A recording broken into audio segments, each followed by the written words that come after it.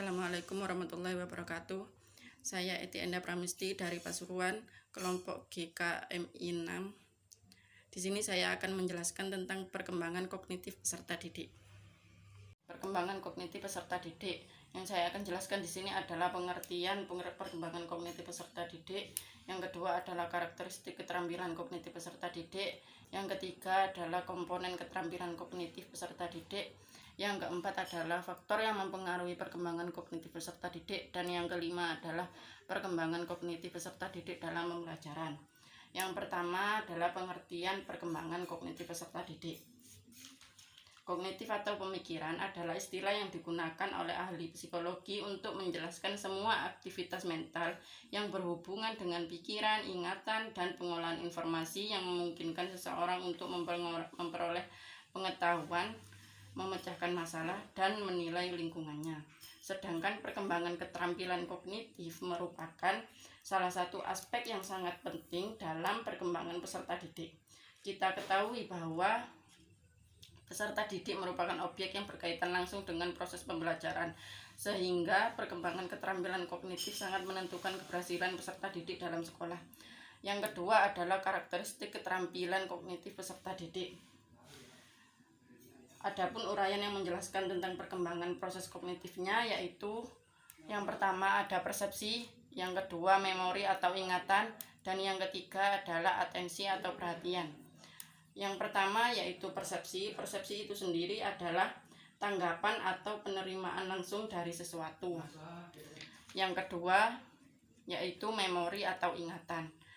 Memori atau ingatan di sini dibagi menjadi tiga, yaitu memori sensoris atau pencatat indrawi. Maksudnya di sini adalah melalui panca indera kita bisa menghadirkan segala sesuatu secara singkat dan memiliki kesempatan untuk memaknainya. Yang kedua yaitu memori jangka pendek. Maksudnya di sini adalah informasi hanya bertahan sekitar 30 detik. Setelah itu informasi tersebut harus diulangi lagi agar bisa bertahan lama. Dan yang ketiga adalah memori jangka panjang.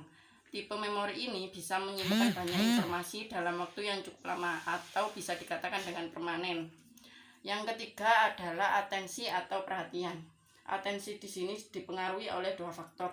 Yang pertama yaitu faktor internal, yaitu menaruh perhatian pada yang diminati peserta didik, dan yang kedua adalah faktor eksternal, yaitu berupa penyampaian informasi pengulangan dan dilakukan melalui gerakan. Yang ketiga adalah komponen keterampilan kognitif peserta didik. Komponen keterampilan kognitif peserta didik bisa dilakukan dengan melalui 4 cara, yaitu metakognitif, strategi kognitif, 3 gaya kognitif, dan pemikiran kritis. Yang keempat yaitu faktor yang mempengaruhi perkembangan kognitif peserta didik. Adapun faktor yang mempengaruhi perkembangan kognitif peserta didik yaitu faktor hereditas atau keturunan. Misalnya ada anak yang terlahir dari keluarga kaya yang otaknya cerdas, tetapi jika tidak mendapat stimulasi maka kecerdasannya tidak akan nampak. Yang kedua, faktor lingkungan. Faktor lingkungan maksudnya di sini adalah stimulus yang berasal dari keluarga, sekolah, dan masyarakat.